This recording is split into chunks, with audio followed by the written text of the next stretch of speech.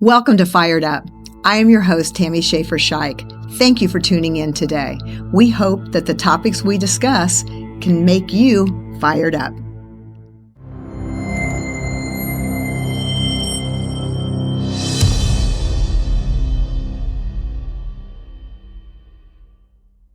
Lindsay, tell us a little bit about yourself. Hi, I'm Lindsay Wilson. I'm a dermatology nurse practitioner. I opened a clinic here in Terre Haute, Indiana called Wabash Valley Dermatology and Med Spa. And what would you like to talk about today? Today, I would like to talk about setting boundaries with my friendships and how can I maintain those friendships while also being professional. So there's got to be a problem if you want to do that, right? Like that. Yeah. Tell me where the problem is. So I think the problem starts. I take blame for this, but I'm losing friendships since I've opened this office. And I lose these friendships because I feel that people see me as a service. And the reason, and I love what I do for a living. I love my job and the specialty that I've gone into. Um, so I always love to talk about it, but I feel lonely, like I've lost my sense of self. I'm no longer a person anymore. I'm just a service. And so I'm having a hard time communicating that with people. How do I get them to see me as a professional, but also a person too, and not just a professional, if that makes sense? Oh, that was beautifully stated. I understood exactly what you meant. So you become a commodity. So Yeah. I'll bet you people are asking your opinion of their skin or something, Mm-hmm. some of your services when you're at the grocery store, when you're at school, when you're doing different things. Is Yeah. that what's happening? Yeah. And, if it's someone who's an acquaintance, I don't even mind that. I do sometimes just want to be a mom at watching my kid play volleyball and not have to work in the bleachers. Um, and even that is fine sometimes. I don't mind that. I get sad now almost because people don't ask me about me anymore. They say, "I'm so glad you're here. Can you take a look at this rash?" Or, "Can you look at her acne? What do you think we should do?" Or they'll message me on a Saturday evening. A date night with my husband, I don't even take my phone now. And so my thing where my blame is I feel like this is my fault because I don't know how to communicate to provide a boundary to where they're not upset, because I'm guilty of this too. I remember having a hairdresser that was a friend. And I remember thinking, "Oh, is she going to mark up the product? She's not going to give this to me at cost." And I was probably in my early 20s. And now I look back on that and I'm like, I loved her. I absolutely wanted to support her. So it's not even necessarily a money thing. It's a lonely thing. It's losing friendship and like my sense of self as just a person, not a service. Well, so first of all, you sound very hard on yourself by saying that it's your fault because I don't believe that's true. I believe that instead of thinking negatively about yourself, I think you've gotten to the place where you need to do something. Mm-hmm. And so now it's time to do it. So Yeah. beating yourself up over what you didn't do seems counterproductive to me. Can I say that to you out loud? I agree.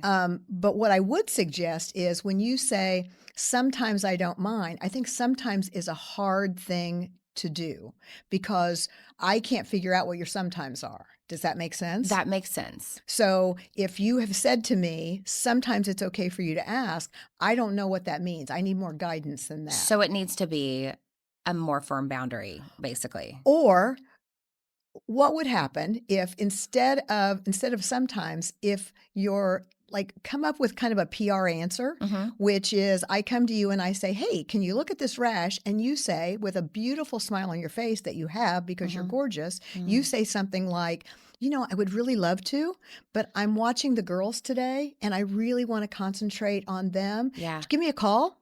Yeah. I'd be happy to take a look at it. Yeah. Now, somebody's going to say, she looked at my rash 2 weeks ago and now she won't look at it today. Yeah. Well, fair. Maybe you did, maybe True. you didn't. Right. Yeah. But what's happening is you're just going to go in a different direction. And if someone says to you, well, you looked at my rash, but now you're not going to say, you know what?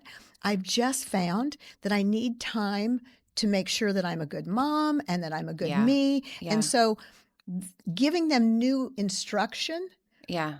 will not, I don't want to lie to you, it's probably not going to be met with, oh my gosh, you're the greatest. I'd love to make an appointment instead of getting free services from you today, right? That's not Right. probably what's going to be said. Yeah. However, it does begin to set that boundary. And as you set it with me, Yeah. someone else is going to hear it True. and someone else is going to hear it. And Yeah. then I'm probably going to talk about it and say, you Right. know what? Lindsay says to go make an appointment. I made an appointment with her today. Yeah.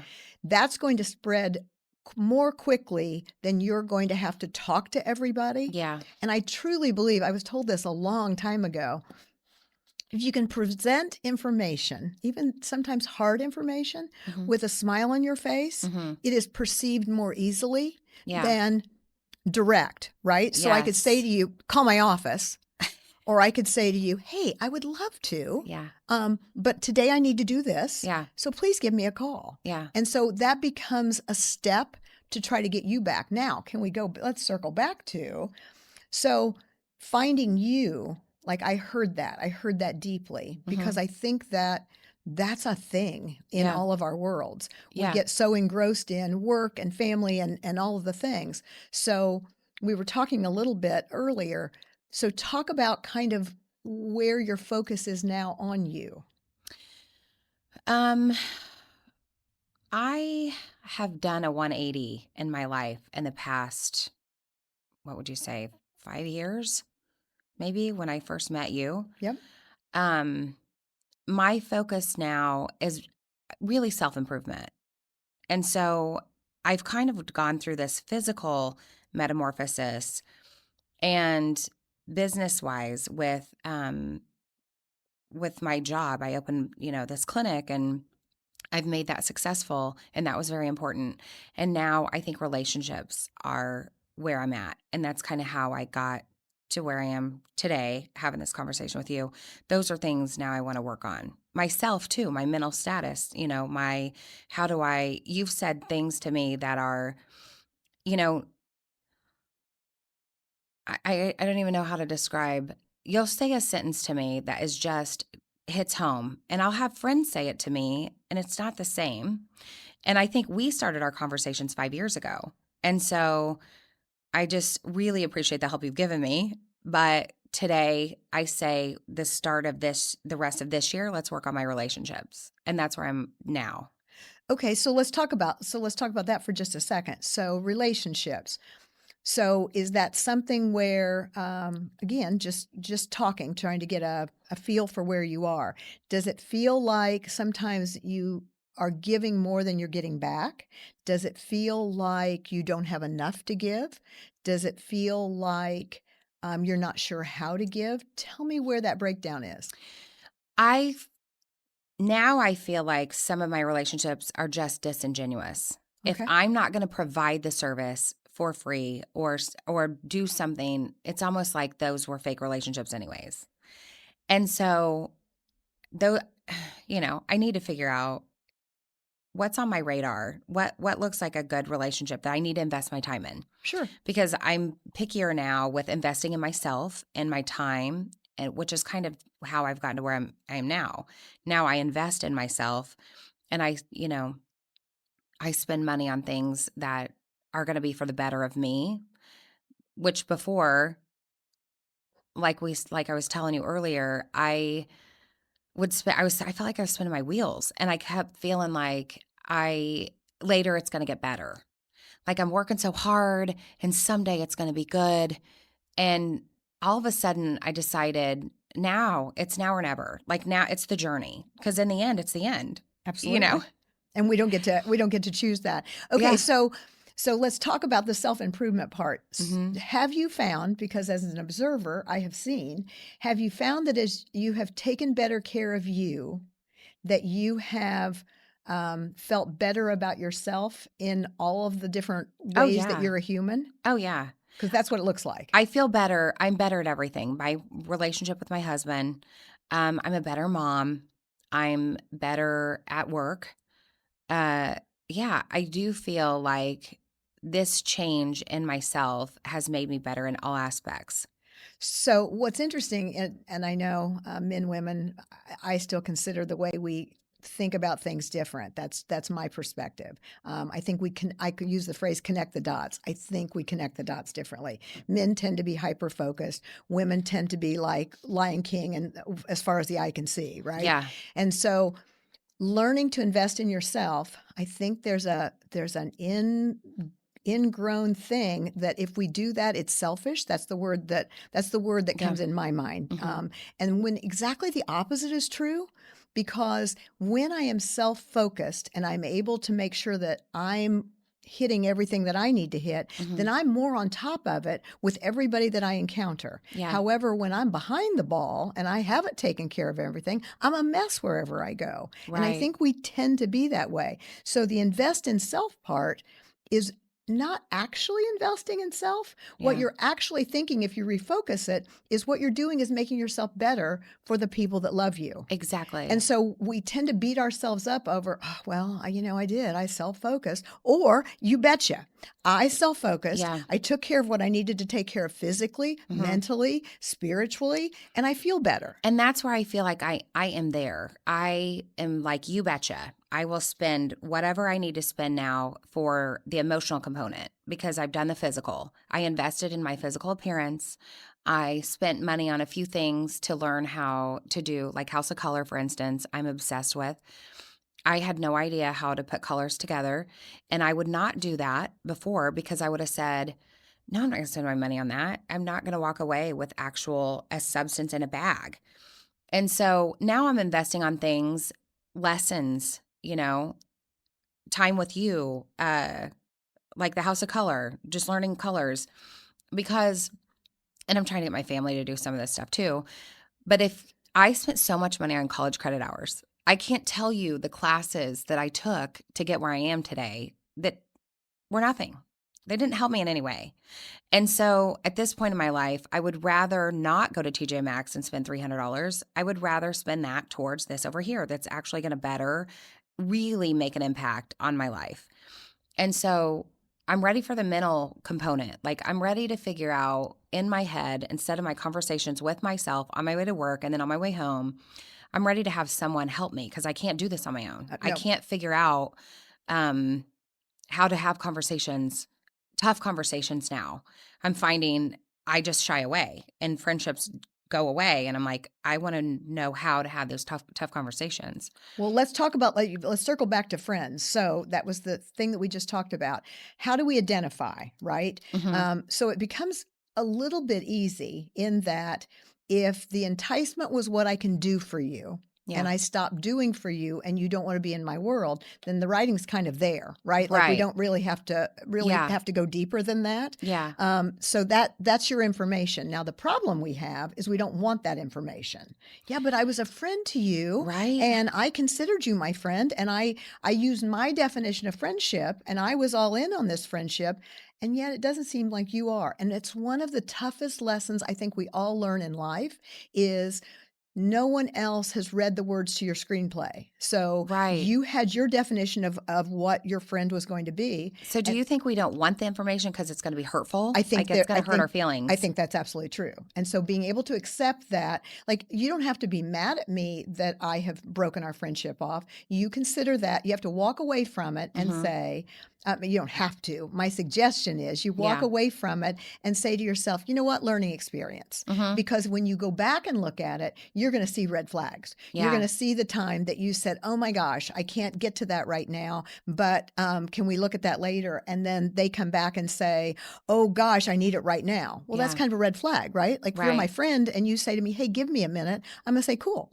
you got it. Take 2 minutes. I don't care. Yeah. So you're going to see those red flags when you go back at them. The other thing is you're going to start choosing a little bit more carefully. Hmm. So instead of coming into the friendship with what you can do for me, we're just going to just think about your relationships in that the ones that you've really only given yourself to, Hmm. you've talked, you've gone shopping, you've gone out to lunch, you've done whatever those things are. Did you enjoy that conversation? If you did, then you enjoyed that person because they weren't trying to get anything out of you. Because what I got from you earlier is like, I'm tired of just being drained. I'm tired of Hmm. everybody wanting something from me. Hmm. And so when you can look at those relationships as not Lindsay the professional, Hmm. just great Lindsay all her own that can just enjoy a conversation with you, you're Yeah. going to start figuring out who you enjoy being with.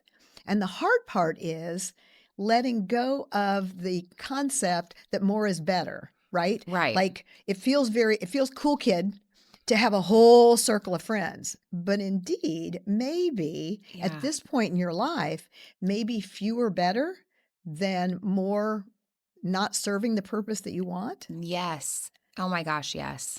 That resonates. So it's funny, like in my control, out of my control. So my theory always is the things that are in my control, I'm going to be in charge of, Mhm. right? I'm going to take care of it. I'm going to have my eye on it. I got this. But I tend to worry sometimes about the things that are out of my control, which is counterproductive, Yeah. right? If it's out of my control and I'm worried about it, what am I accomplishing? Nothing, because it's out of my control. And it's the Mhm. same way with friendships and how people evaluate you, Mhm. right? If they're team Lindsay, they're going to be team Lindsay. So you've had a bad day and you're mad at something and something has happened and you're talking to your friend and you're just like, "Ugh, I've had it." Well, Right. they're not really shouldn't be digging for information, right? They Right. should just be in a place to say to you, "Oh, that sucks." Like, you want to tell me about your day? You want me to tell you about mine? Like, how do you want Right. to, like, that's that kind of interaction. Yeah. Shouldn't be a one-upsmanship because there are those friendships, Mhm. right? Oh Yeah. my gosh, I just ran out of gas. Well, that's fine. I ran out of gas with 2 cars, right? Those are always those Yes. people Yeah, the that, comparison and right. like the And one upper. I wonder about Yeah. those friendships because are you in there? Are you listening to me? Mhm. Are you listening and want to receive my information? Or are you listening so that you can talk back to me and tell me what you want to say?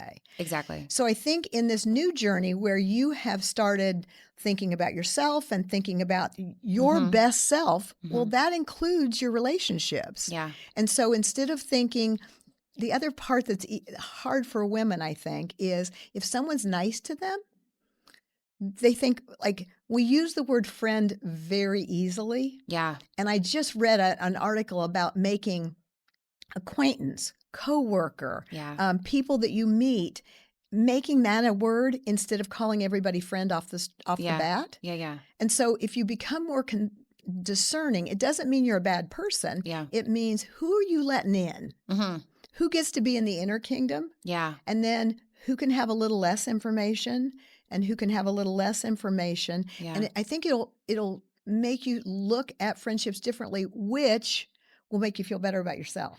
I agree. And I don't think I've ever held on to like I just have always been like, here it is. This is me, and not like holding anything tight and sacred and only letting certain people in to see those things. I was just showing. And so I'm a lot. I'm a lot to handle. I know I am. And so I think as I learn more about myself and why do I do that? How do I hold that back a little bit? Then I'll have closer relationships with people. So it's not necessarily that I even feel like those people have not invested in me. It's that I'm not putting out the vibe to have a close relationship because I'm just kind of like, hey, this is me with everybody. And I'm not really, I have a group of a couple close friends. Sure. Um, but yeah, that's some work I need to do. Well, and maybe it's not even work. Maybe it's I think if we just refocus, right? Yeah. If we make it work, it becomes a negative. No offense, Mhm. but it does. Mhm. But if we make it like a new way of thinking, reframing it, Mhm. then I think it becomes almost starting a new journey, which Yeah. kind of is exciting, right? And Mhm. it doesn't mean you can't tell anybody anything. That's not what I'm saying. Right. But if you open up more and more when you feel more comfortable in that relationship, Mhm. then I think you'll feel more trust Yeah. because, and not that everybody's not lovely, but I think that that makes the people that you're giving everything to more important to you. Yeah. And maybe they will feel that as well. That's what I'm thinking. They'll feel that as well. Right. Yeah. I think so. So friendships, you said something about business, like, so going back to that, thinking about like setting those boundaries, how comfortable does that feel to you? It doesn't feel comfortable.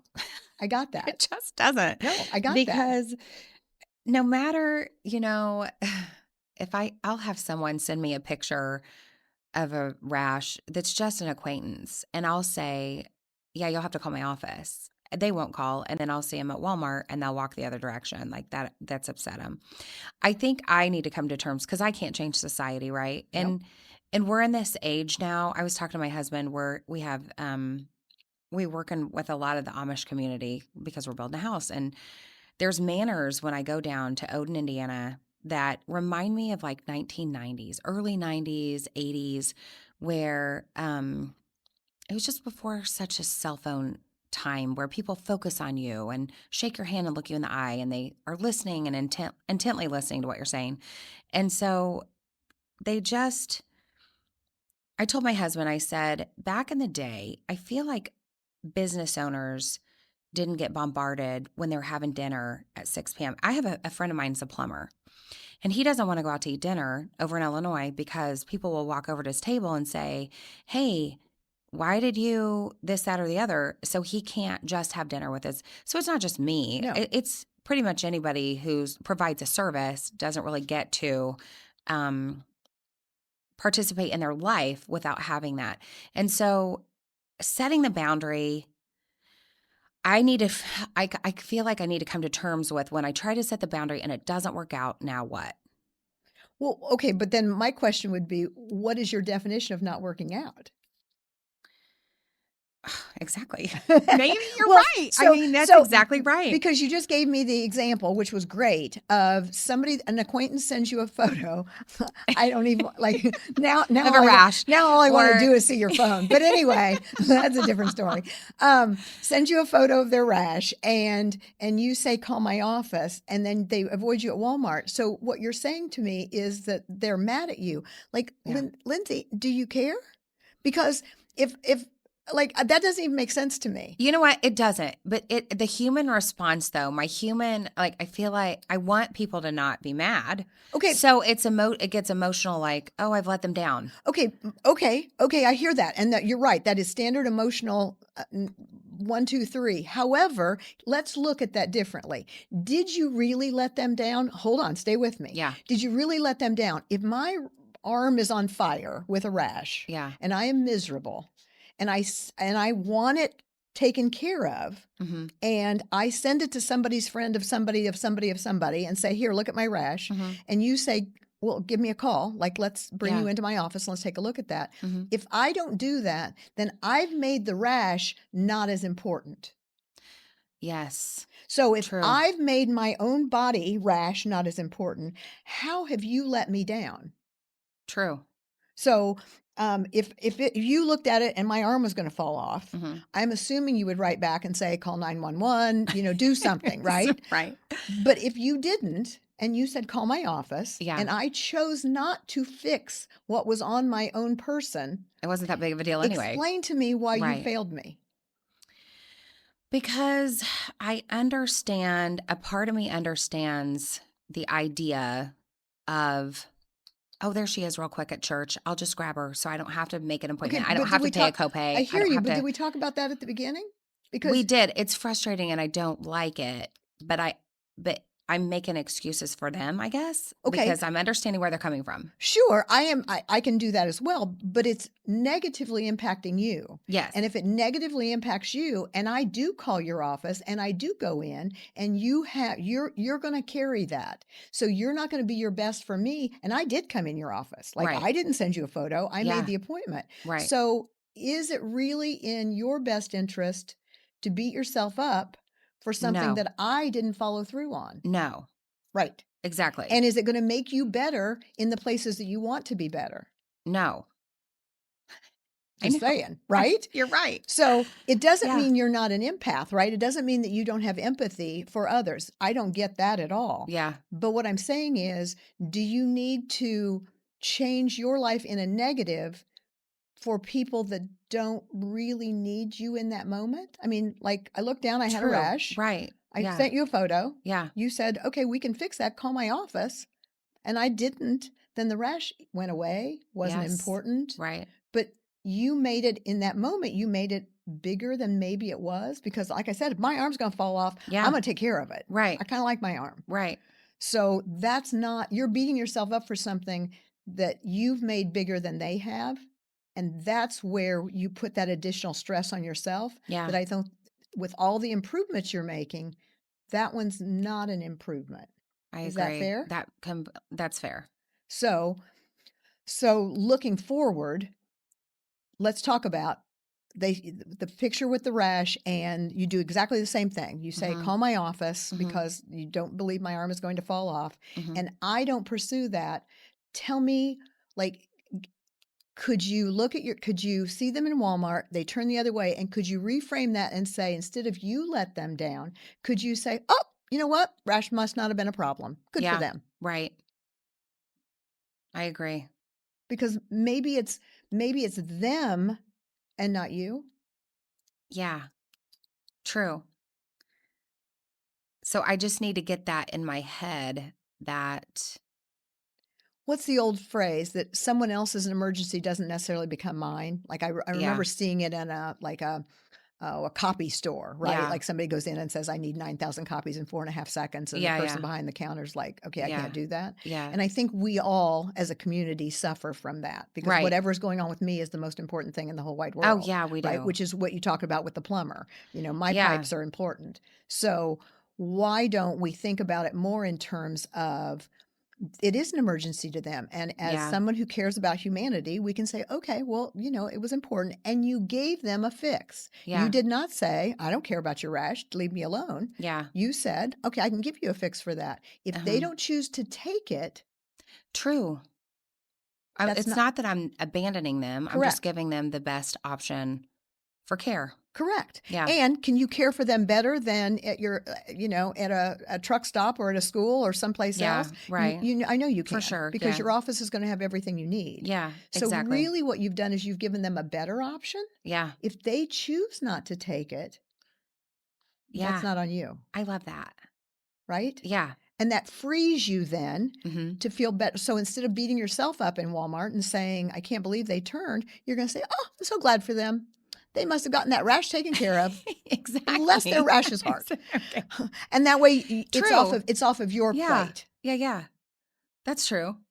Is that something that you think I you can is that something you could actually do? yes, I can do that. What about the going let's go back. So homework. We always finish with homework. So let's think about the first thing we talked about, which was like thinking about in investing in yourself and setting boundaries. So you're at your kid's school, you're at church, you're out to dinner, that poor plumber, I'm still thinking about him not being able to go out to eat. You're any of those places and someone comes up to you with a question about you professionally. What do you feel like? I mean, I gave you a suggestion, but what do you feel like you could do? Like, it doesn't matter what I could do. What could be your If I'm PR in statement? public and somebody comes over and Right, asks me a question, right. um, I think I should start saying, "I can squeeze you in this week," or within the next couple weeks. Like, Love you that. won't have to like, I'm doing you this Oh, I favor, love that. but I'm not doing it right here. Okay, I love that. Yeah. So, is that comfortable for you? Yeah. Can you put that on your radar as like I that's a can't piece of homework? yeah. Okay, I think that's lovely. And what you've done in that is exactly what you told me you wanted to do was not only are you taking care of me in that moment, but you're making me feel special, right? Yes. In saying that you'll get me in, that I won't have to wait a month. You're going to get me in sooner than that. You've made me feel special. And I'm gonna smile when I say it. And you are. That's exactly right because it's such a good smile. Because Okay, that's what you said, I that's need to right. smile. Give hard information with a smile, and it's Yes. not disingenuous. It Right. is what a smile is showing me is that you actually care about what you're Yeah. saying to me instead of it's just rote Yeah. and you're just going to give me the information. Okay, the other piece of homework then becomes kind of the same thing, but less beating yourself up. So, can you reframe when something has happened and it really the other person didn't react as you wrote in your screenplay, Mhm. right? Instead of saying, "Oh my gosh, you're the best. This is wonderful. I'm doing it Yeah. your way." Mhm. And they avoid you. They didn't do it that way. They went to someone else. Mhm. Whatever that looks like, Mhm. can you reframe that and say to yourself, "Oh, you know what? They took care of it. Mhm. Good for them." Right. And take it off of your back Yeah. because they didn't Yeah, and maybe it's not about me. Maybe it's not even about any of that. correct. Yes. Correct. And so when you take that off of your shoulders, then at that point, you've freed yourself up to enjoy the next thing in your life. Because if that happened in Walmart and you're beating yourself up, you're going to beat yourself up every single aisle, right? Right. You're going to be mad when you get in the car, and you're going to be like, one of the kids are going to say something, and you're still going to carry that. So I'm asking you to let go of it then. Right then. And see how that feels for you. See if that feels lighter. Yeah. And see if that makes you feel more like you. Yes. When you leave there. Okay. Is that agreeable? That's good agreeable. Pieces of homework? I can do that. Okay.